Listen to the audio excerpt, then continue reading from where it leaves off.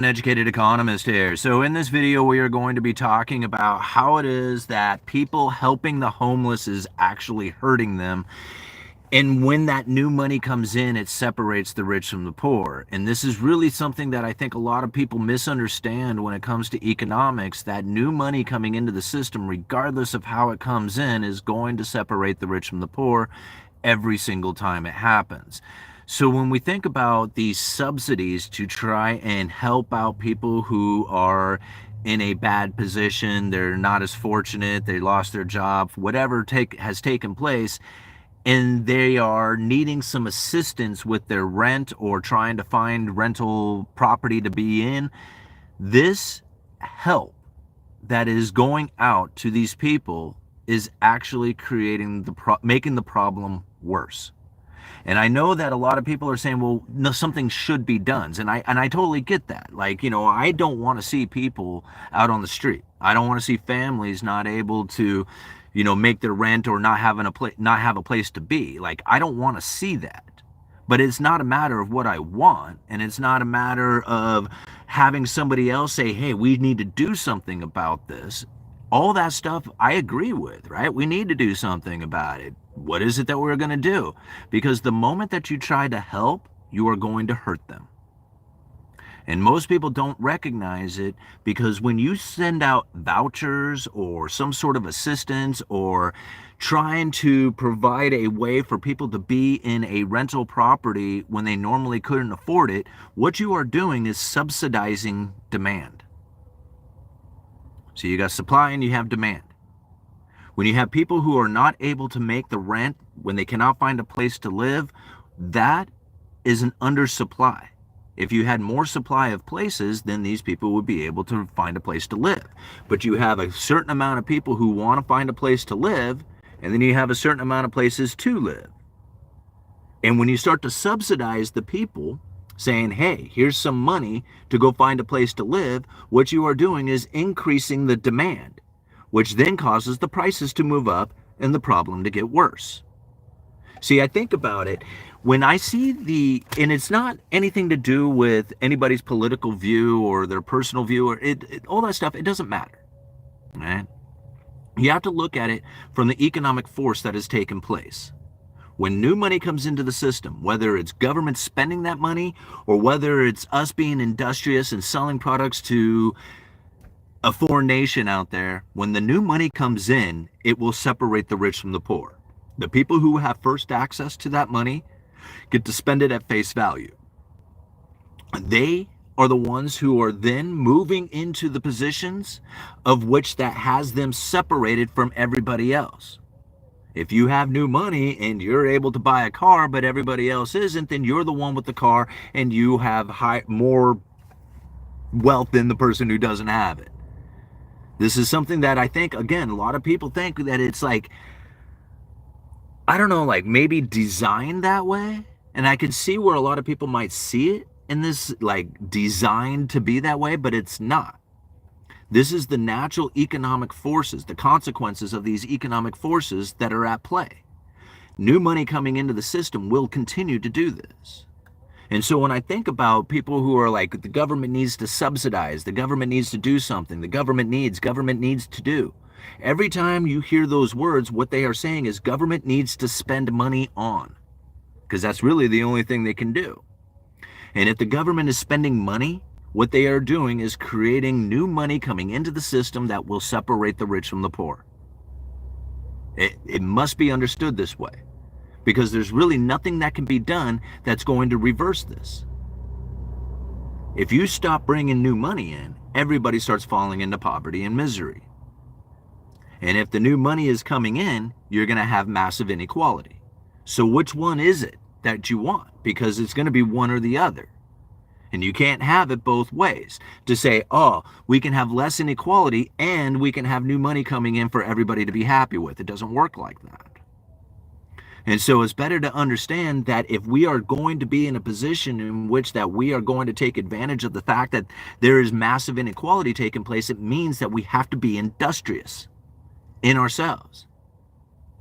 The more industrious we are, the more we can take advantage of the situation. See, people don't realize that. They think, no, I'm industrious enough because I have a 9-to-5 job. Yeah, you got a 9-to-5 job, that's great. It's not enough, is it? Because you're not industrious enough. And I know that sucks for a lot of people to hear out there because they're thinking, man, I already work really hard. Yeah, it's not enough.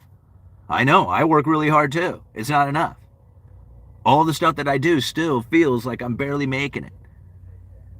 And I can't imagine what it must be like for people out there who are struggling with a family and a very low income trying to make it in this world today. It's almost impossible. So how is it that we're going to help? We have to make it industrious for everybody. We have to make it so everybody can be more productive with their time.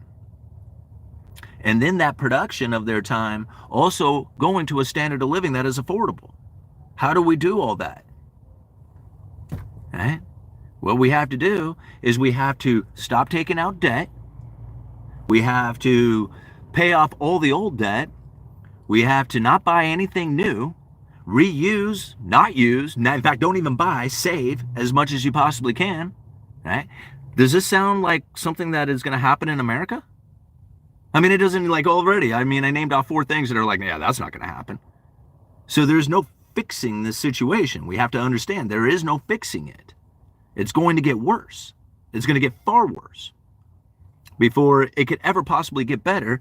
And the idea of getting better is probably not going to happen in our lifetimes or even our children's lifetime. This is a cyclical thing that is happening here. And to understand how the new money coming into the system is separating the rich from the poor, when you start seeing people who are begging for government assistance, what they are going to do is make it harder on themselves. They don't realize it. Even the people who are trying to help don't realize it. The people who are all involved in the idea of like, hey, we need to do something to help out these families and, the poor condition that they're in. The more that you help, the harder it is to help them. The only way that you can help somebody is to help them be more industrious for themselves. That's the only way. Anything outside of that will make the problem worse. And it's becoming pretty obvious for me. I don't want it to be this way. I would love for there to be a magic secret that we could just go and wave a wand over the economy and say, hey man, if we do this, it's going to be all right for everybody. It doesn't work like that. It's never going to work like that. It's better to understand it for the reality of the situation and that we have now moved on the ability to have a normal, everyday 9-to-5 standard job, whatever that's supposed to be, and be able to make the bills with it. It isn't going to work. Now, I think about it myself. There are so many ways to make money nowadays. There's so many opportunities out there to do online sales, to do YouTube channels, to blogs, to, all kinds of ideas that are just beyond even what is it, things that I think about. And there's so many opportunities for people to do that, but they don't take advantage of it. And the few people who do are the ones who are now living in the apartments, the ones who are driving the cars. Everybody else who is sitting there with their 9-to-5 job, wishing and hoping and dreaming that it would be enough, are the ones who are suffering the consequences of this. OnlyFans, yeah. Even OnlyFans. I think about it. You have people who have that ability to go out there and earn that sort of money off of it. Now everybody has to compete against people who can do that. You see how this is working? Like before, these weren't opportunities that were taking place. And if people didn't have that opportunities, they couldn't use them to separate themselves from everybody else. But now all the new money that comes in, there's so many ways. The money flies around everywhere. The people who go out there and grab it are the ones who are now separating themselves from everybody else. It's sad to see it happen, right? And I would love for there to be another way to go about it, but it's not something that is designed into place. It's something that evolved into what we have today, right? And I understand that a lot of people will think of it as a design because there are some pretty clever people out there who have taken full advantage of this, and it very well looks like they designed it to be that way, but more is they recognize how it is that this is operating and they took full advantage of it. That's what's really happening out here. All right, what does that say, Walrus? OnlyFans is a symptom, not the cause. That's right. It's a symptom, not the cause. I totally agree with that. In fact, everything that we normally look out there as the reason or the blame is a symptom. All the political actions, they're all symptoms. They would not. Here's the funny thing. People say, oh, it's the politicians, so all these rich people's fault. They would never, ever have the ability to to have the power over the people if the people weren't industrious first. I mean, you think about it. You got a bunch of lazy people sitting over there not doing anything, and we're like, hey, we're going to come in and govern you, and all your hard work is going to be, to our benefit. And they're sitting around like, oh, we're not doing anything. How can you possibly, have power over us if we're not doing anything? We're just sitting here. But the moment that they get up and start producing and becoming more industrious, now you have people who come in and say, hey, we need to govern this. And those are the people who take advantage of the situation. But you had to be industrious first, or else they wouldn't be able to take advantage of you. Right? You'd just be there, just be a bum. No, like there wouldn't be nothing happening, 80% of OnlyFans subs are married men. Oh, absolutely. I mean, absolutely. They subsidize, like that particular industry is really like I don't even know how to describe it. It is like, it's hard to think about like a video that is informative, right, and useful, and being worthy of money, right? Because you really have to have information and attention, and you can make money off of it. But if that information and attention is literally that of a sexual nature, whereas like nothing useful can really come from it, I mean, I guess I don't know, maybe for some guys it might be a training thing, but for the most part, it's pure entertainment, and even worse than that, it's a dopamine sucker. Right? See, people like, here's the thing that I think a lot of people misunderstand, especially when it comes to like pornography or something of that nature, is that generally the people, like I'm going to say probably more specifically to men on this, because I don't know if women kind of receive it the same way. But what ends up happening is that when men watch porn, is that they get this dopamine charge off of it, and then it makes anything else in life very dull and hard to operate in. And that's the only thing that really gets them a charge, is by viewing that sort of imagery. Now, what this does in their life is it deteriorates their life, because now they can't find excitement in putting out a YouTube video that's useful and helpful. Going out there and creating that business, going out there and doing that next sales call. These are very difficult for them because they can't quite get the dopamine hit off of it because of all the artificial dopamine hits that they are getting by watching porn. It's one of the worst things for mental deterioration within men. Yeah. I don't. I mean, I have in the past when I was younger and stuff, but that's not something that I view.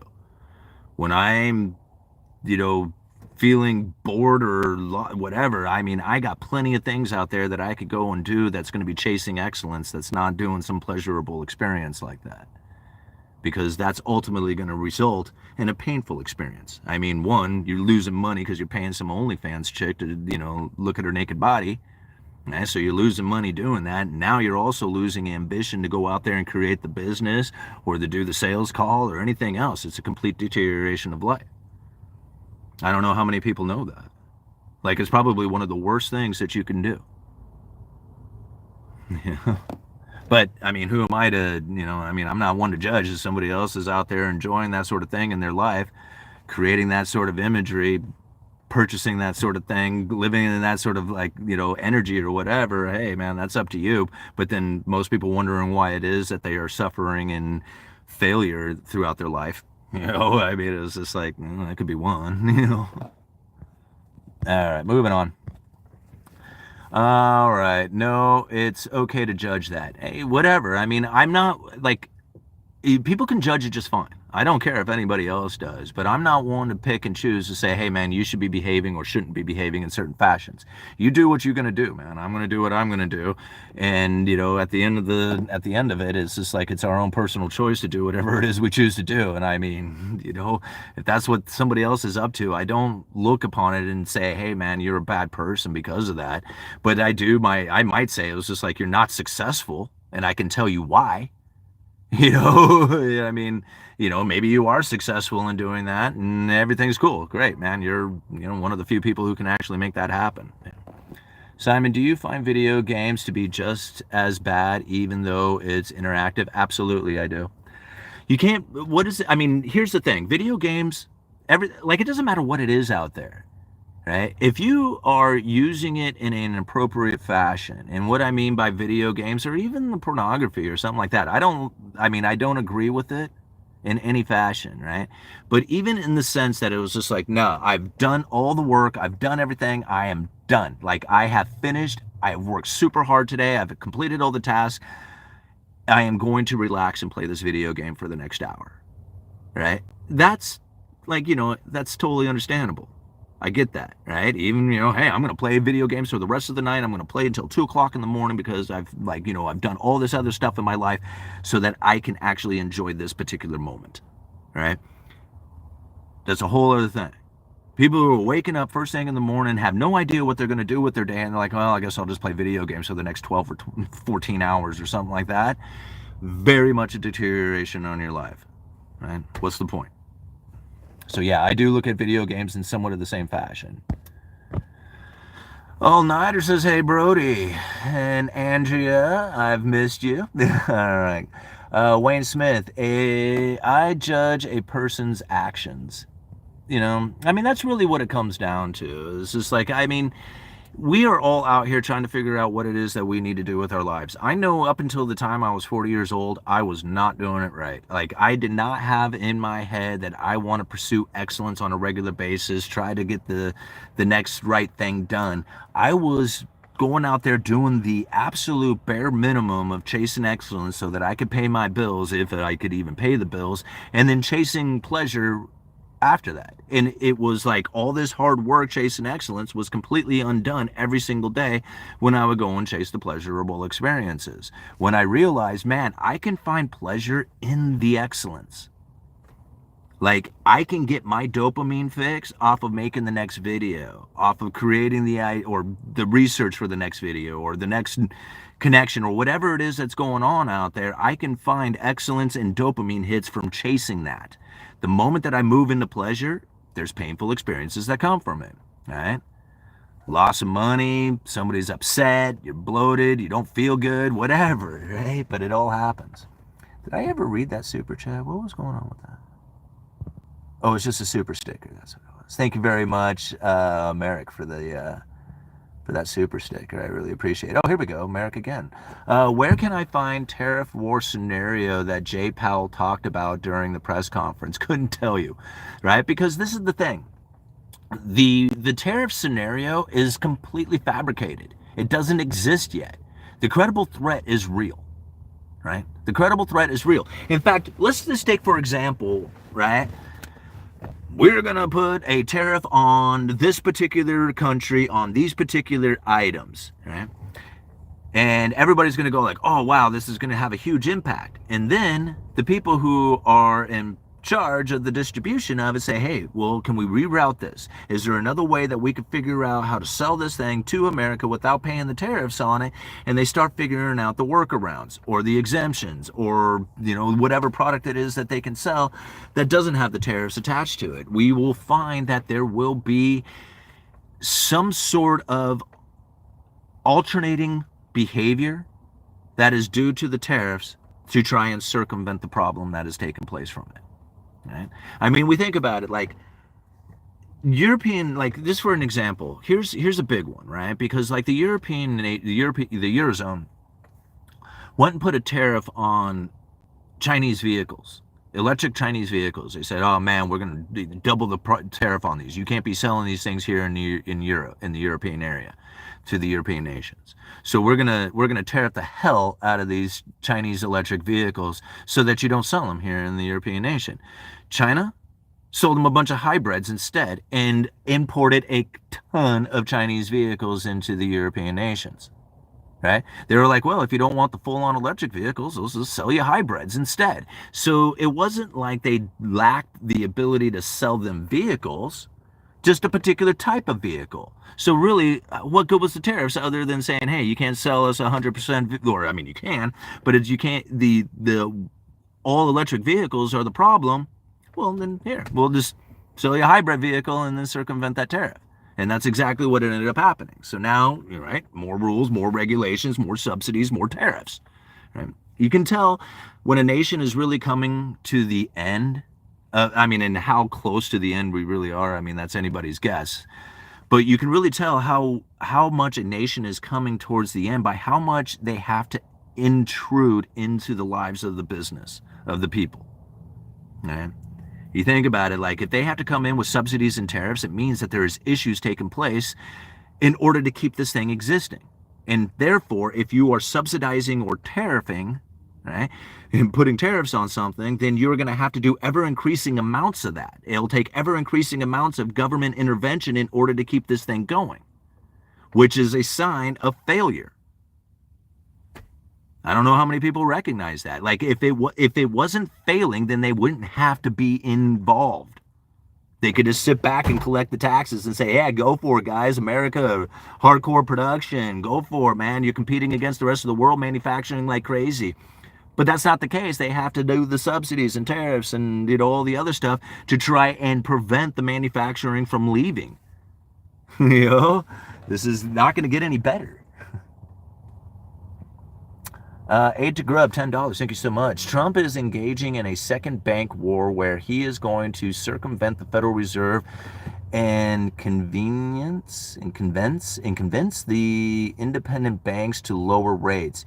He who controls the currency does not care about the law. That is not going to happen. That is not going to happen. Okay? Trump engaging in a second bank war where he is going to circumvent the Federal Reserve. Not going to happen. Right?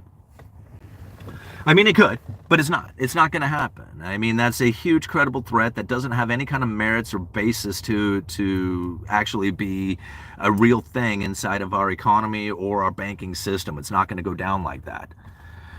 To understand the Federal Reserve and the system that is involved right now with it, the presidential, the president and the administrations and the Congress and the senators and all those other people absolutely need the central banking system, or else they would not have a job.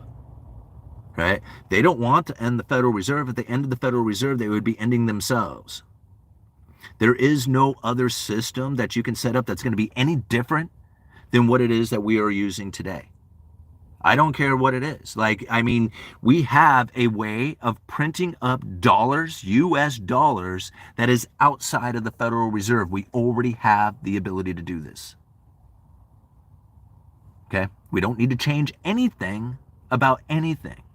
If we already have the ability to do it and it's not working, then why are we going to create another wheel of the exact same thing that we have already spinning?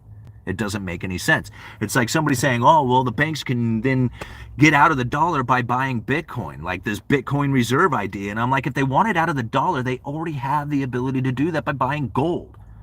You don't have to reinvent something for them to get out of the dollar. There is already something that exists. And if they wanted out of the dollar, they would have done that. And so by saying, oh, hey, we got Bitcoin so you can get out of the dollar, that would be suggesting that there was nothing else for them to get out of the dollar with. And that's simply not the truth.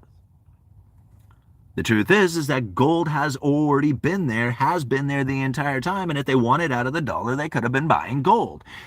Bitcoin does not give them any more of an advantage. I mean, yeah, it's a little different, maybe a little bit more efficient as far as the transactions and stuff like that go, but it's no different as far as the economic force goes to get out of the dollar. If you want out of the dollar, you just simply buy gold. You'll be out of the dollar. Bitcoin doesn't provide any more of an economic force. It's just another thing, just like, the ability to get out of the dollar using gold. It's no different. I mean, it's different in the function of it, but it's not any different in the reason why banks would want out, all right? All right, do you think with the proposal of an abolishment of income tax that would create a new quantitative easing and potential for a new economy, tariffs seem aligned? Guys, I don't know. How many times do I do the what ifs? Right? What if this, what if that? Like, I'm looking more at the actual situation that we are in. How do tariffs impact the economy? People think, okay, when the tariff hits, this is what's going to happen. I look back and say, what is the threat of a tariff doing to the economy right now? Because the tariff doesn't matter. To me, it will if it actually took place. But that's not what we have going on right now. What we have is a threat of a tariff. And so as people think, what is that threat going to do? I'm thinking, what is the threat doing? Because that's really how the economy is being conducted right now, is through the credible threat. And since when people hear it, oh, tariffs, what is that going to do? Wrong. Ooh, tariffs. How are people receiving the information of that right now? That's impacting the economy. The what ifs going into the future, we can come up with 1,000 of those things. And they are constantly being blasted out there over the media. But it's different to then look at it, okay, what is the tariffs doing to the people's perception right now? Because that's the important thing. At some point in the future, we may find that there is tariffs. We may find that there isn't. But the impact to the economy right now, based on the information, is very profound and real. Right? Not the what ifs. What if they do that? What if the income tax? What if they tariff? What if? Right? We could sit there and then hypothesize on all kinds of what ifs that are happening out there. And instead, I think, wow, that threat of a tariff really has a lot of people believing that there's going to be an inflationary scenario going into the future, which may be raising the neutral interest rate, which would put the Federal Reserve in a position in which that they would not have to adjust their Fed funds rate. Huh. Weird. I wonder how many other people see it that way. None. Right? All right. Reactions matter. What produces the reaction is key. Here's a suggestion: end term limits instead of businessmen only. People will clauses and injuries from repetitive work and run for office. Okay. So everything is threats now, nothing is solid. So everything is threats now, nothing is solid. Well, yeah, I guess so. Right? I would almost agree with that. People, I don't think of anything as being solid. I don't know, solid, stable, predictable. None of that stuff, no. That doesn't exist. All right. All right. As an asset, BTC has inflated massively. Brady in dollar terms, but not BTC terms. Silver about $50 and gold over 4,000 in Canadian. The PE ratio of the SP 500 is 30 right now, 30 times earnings. That's insane. If you are in stocks right now, you are playing with fire. NVIDIA's PE is 50 times earning, man. IBM to the moon, baby. Yes, we have to compare apples to apples. Makes everything the same denominator. Crypto is just as bad. People are speculating just like it's 1920s. Everything is a fugazi. Is cryptocurrency dead then? I like all of it. Got a little AU the other day. Crypto is a Ponzi, biggest scam in history. Well, I guess a lot of people will look at it that way and think of it in such fashions, but then, people are like, no, cryptocurrency is a total scam. And I'm thinking, how? How is it a scam? Right? It's a computer program that has a ledger to it. That's not a scam. It's a computer program.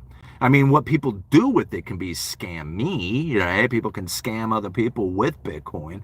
But the Bitcoin protocol itself isn't a scam. It's just a computer program. It's the only reason why it's a scam is that somebody makes it a scam.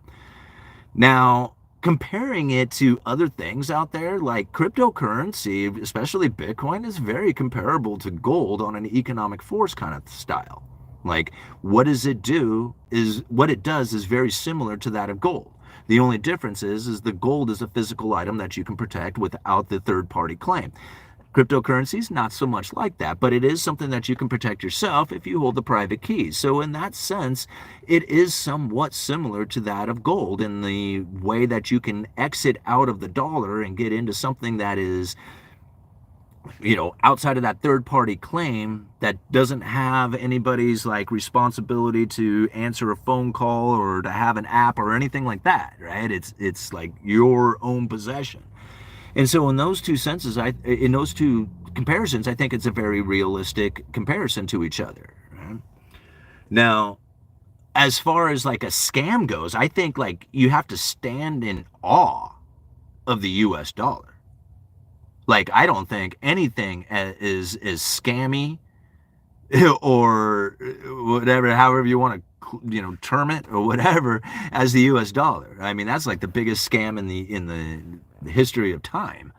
And everybody's cool with that, everybody's wanting to use it. So when people are like, oh man, Bitcoin's a scam, and I'm like, whatever, compared to what, right? Just use Jason Hartman's statement, compared to what, right? Compared to the dollar, this is like, that's unrealistic, to believe. The dollar is far more of a scam. I mean, look what it does, it's just absolutely got everybody tied up with it.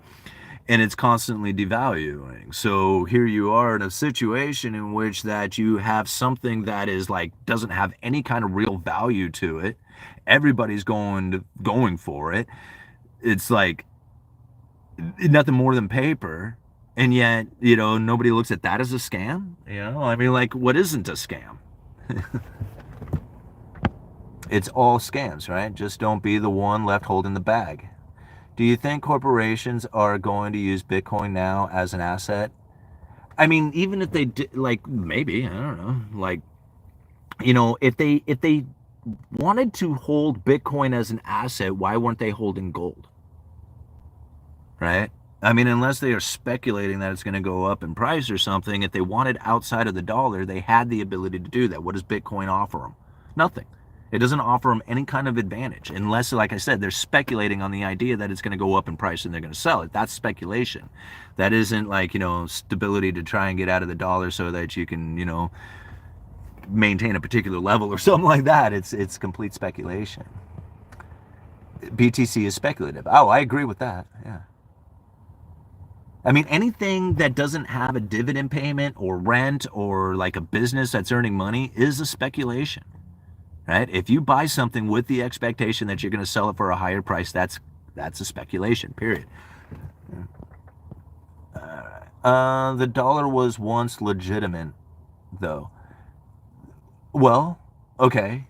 I mean, are you talking like the silver dollars that we had used prior to the Federal Reserve notes? I mean, you think about it, there's a dollar out there. Like, okay, I don't have them with me, but I could show you a Federal Reserve note from 1950, a United States Treasury note, right? From, I think it was the early 60s. Or was it the late 50s? I have these notes at home. I'm trying to remember the dates on them. And a silver certificate, right? I have these $3 bills. All of them say $1 on it. One of them's a Federal Reserve note, the other one's a U.S. Treasury note, and one of them's a silver certificate. Right? All three of these currencies were in circulation at the exact same time. They are not the same dollar, but they say $1 on them. Right?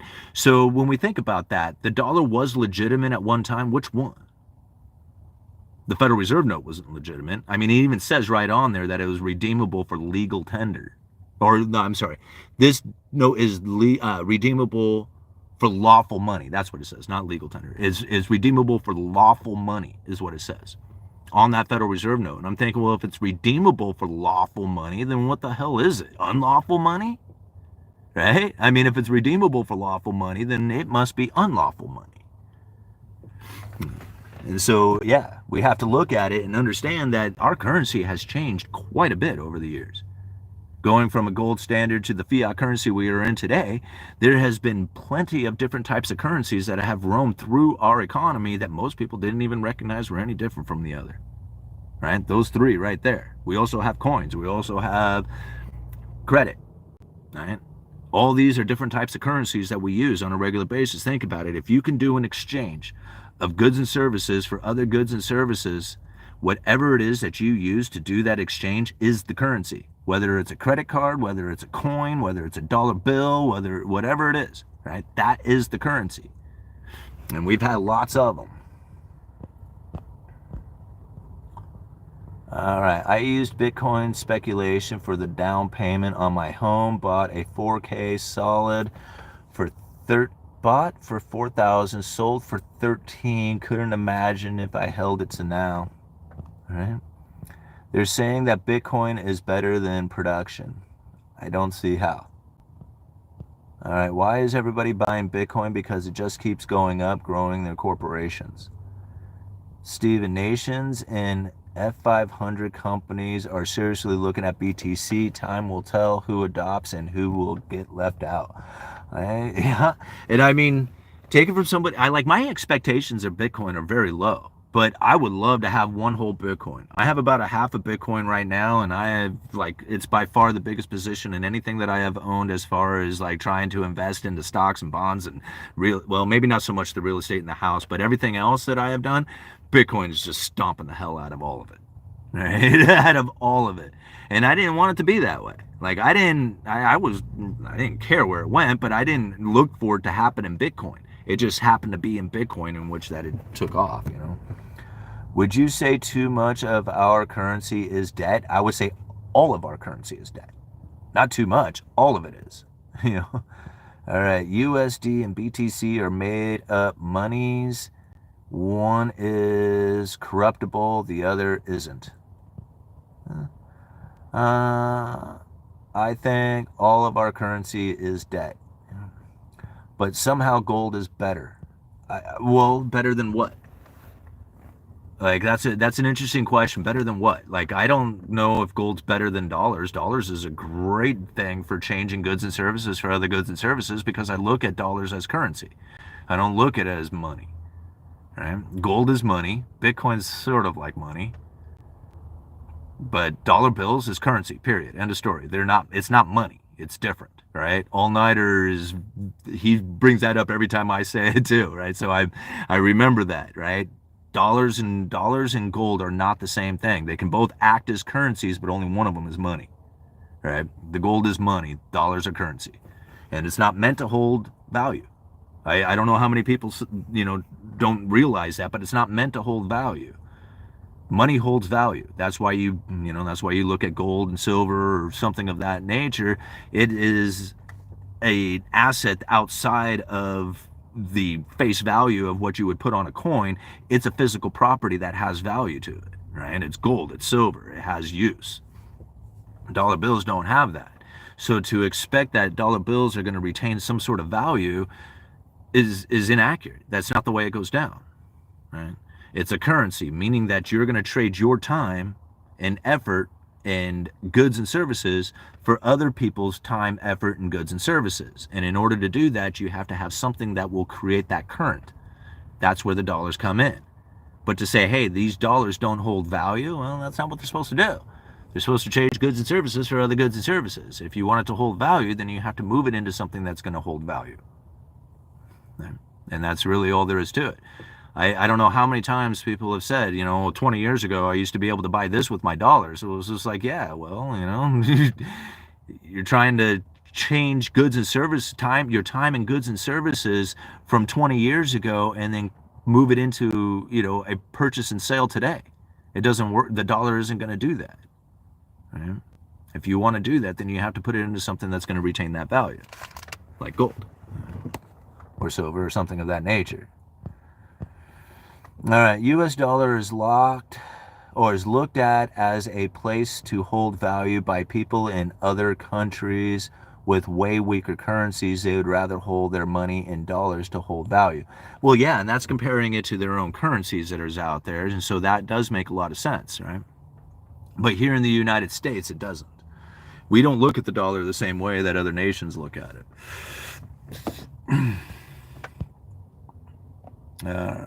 Is my opinion that no man should work for what another can print? Having said that, I respect a person's choice to be a kook. My opinion, well, okay, so I mean, I could say that I work for something that another man prints, but I can also say I work for the ability to change my time and effort for other time and effort in goods and services, right? Now, whether it's done with a dollar or not, I can care less as long as I can pay my bills. So whether that's done with a digital component or an actual dollar bill or a checking account or whatever, doesn't make any difference to me. Now, if I go and work and then I had this expectation that the money that I was getting from it, or the whatever, the compensation that I was getting from it should hold value, then I don't see it that way. I know other people want to see it that way, but I don't, because it doesn't do it, right? I'm looking at it for the realism behind it all. It doesn't do it, so why should I expect it to? And since I don't expect it to, I do expect myself to do something with the idea that once I get my paycheck, I got to move it into the appropriate position. Bitcoin is like Jesus. It only has value if you believe. Putting my memes to a CNC mill and rotating. Okay. Does the white paper talk about its value as supposed investment class? Silver is slow to grow. Too many paper contracts on silver. And see, that's another thing, Tom. Like, I don't look at silver to go up. In fact, I would hope it stay down. In fact, if silver stayed at this $30 an ounce or even less, it would be totally awesome with me. Like, I would love it to be that way for the rest of my life, and I would just load up on tons of it and give it to my kid, and then whatever happens to that, to the price of silver after that, if it shoots up, be awesome. Right? If it goes up to $1,000 an ounce right now, then I'd probably sell a bunch. I mean, I just, it'd only be the smart thing to do. But my expectations of it are very low. And so as an insurance policy, what it does makes very little consequence to me. Like, whether up, down, or sideways, I don't care. Right? And since most people are putting their money towards something that they need to go up in value, then I would suggest you maybe move it into something that's going to be more of like a business, right? Move it into stocks, or move it into, starting up a company, your own company, or doing something of that nature. But to speculate in silver as far as it's going to go up in value someday and it's going to make me rich, I don't. I mean, I played that game a long time ago. I tried, right? I was in silver prior to 2011. I watched it run up to $50 an ounce. I saw Max Kaiser all over the internet saying that we were going to crash JP Morgan by buying silver. It was this, from their huge silver short position that they were in. It didn't work. I bought a lot of silver at that time and ended up watching it go down into the teens and thinking to myself, man, what did I could have put that into the Dow and been like, had all kinds of money off of it. I don't even know where it would be today. It would be like, extremely high. But I look back on it and I'm thinking, well, if I had done that, I probably wouldn't have had that insurance policy of a box of silver that I got to open up and trade 165 ounces for a car one day when I was completely broke and had no vehicle. And I thought to myself then, don't ever be without silver. It is by far the best insurance policy to get you out of that third-party claim. You don't have to worry about the bank. You don't have to worry about your boss. You don't have to worry about any of that stuff. But if you expect it to go up in value, well, then yeah, there's a huge manipulation game out there that's being played that's keeping it suppressed. So enjoy the suppression instead and buy up as much as you can, knowing that it's undervalued. Looking back on the silver, that may have been the credible threat working on UE to behave a certain way. Looking back on the silver. I don't really look at silver. Like, there might have been a time that I might have looked at silver in that fashion, but really over the last I don't know, 7 years, 7, 8, 9 years. I really am not that big into the whole idea of making a bunch of money off of silver or silver moving or something like that. I used to have a silver speculation kind of idea, but not so much anymore. All right, precious metals are fire extinguishers. Your silver story you just said. Okay. As long as the Federal Reserve keeps inflating, I can see stocks being solid investments. But okay, well, here's the thing: okay, if that's the case, then you must be not agreeing that stocks are a good investment right now, because the quantitative tightening that has taken place is exactly opposite of the inflating, right? I mean, that's just like the way I kind of see it by the statement. It was just like, so long as the Federal Reserve is continuing to inflate, then, stocks are going to be a solid investment. Well, then stocks must not be a solid investment anymore because the quantitative tightening that's going on. I mean, I'm just going off of the comment there. I mean, me personally, I'm loading up on Coinbase stock because I think it's going to be doing really well. I mean, that's my next move. I wanted it to be other things. I wanted it to be whatever. I mean, I bought all kinds of stuff, Altria and ExxonMobil and Total Stock Market ETF and the Russell 1000 ETF, and I bought a bunch of different things. Coinbase killed it all. Cryptocurrencies is just smoking everything right now. And I don't want it to be that way. It's just the way it is.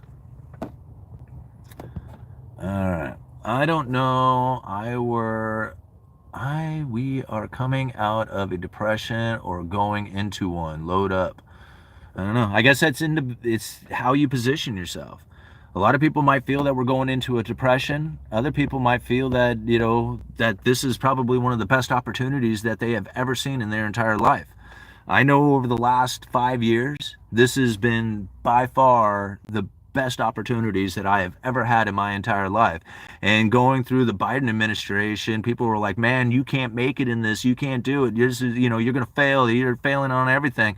And I'm thinking, that dude is not that important to me. Biden's not that important to me. Like, everybody says that he was going to do things that was going to cause me to fail. Not me. Right? Like, he's not going to do anything that's going to cause me to fail. Like, he's not that important to me. Nobody is.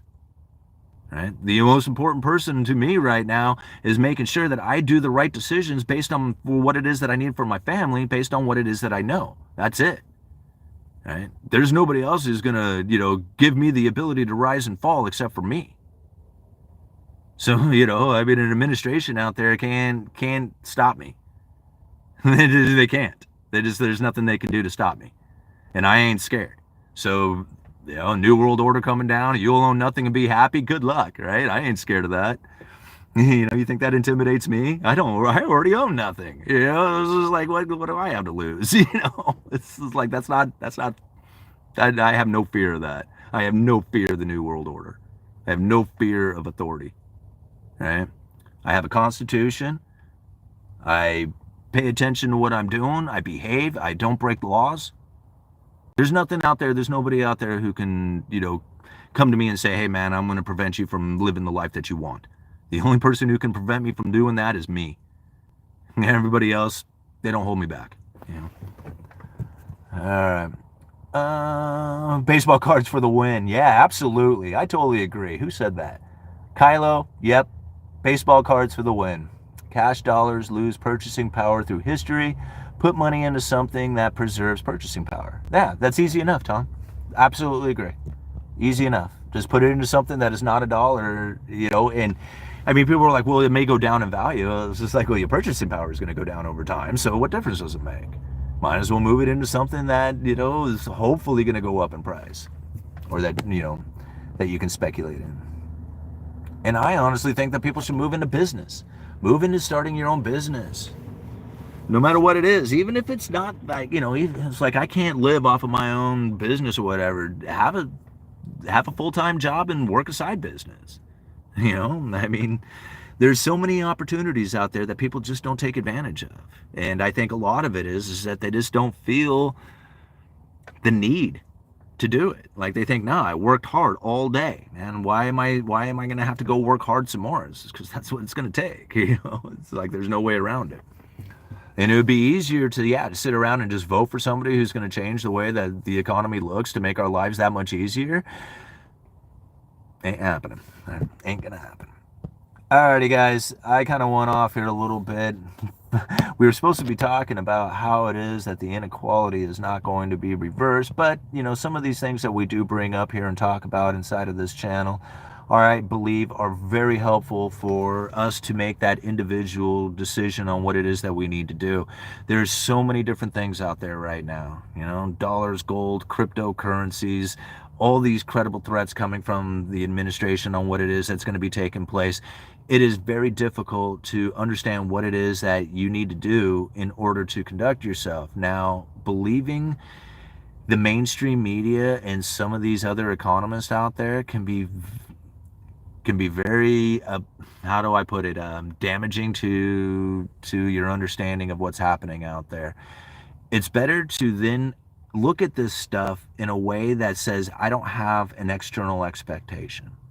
See, I think this is probably one of the things that I'm really trying to internalize for myself, is that regardless of what has taken place out there, it doesn't matter. It's how I deal with that information.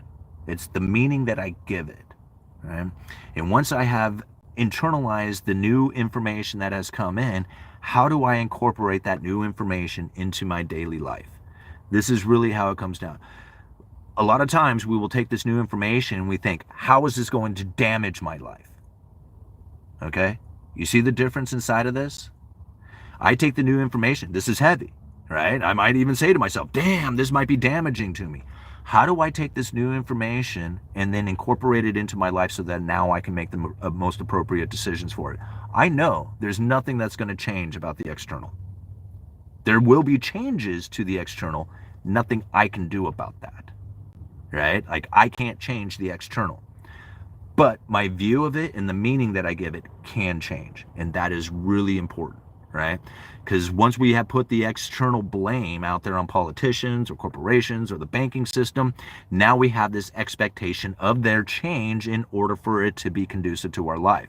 We can make our life conducive to the change, but we have to understand it. All right. Uneducated economist, you guys let me know.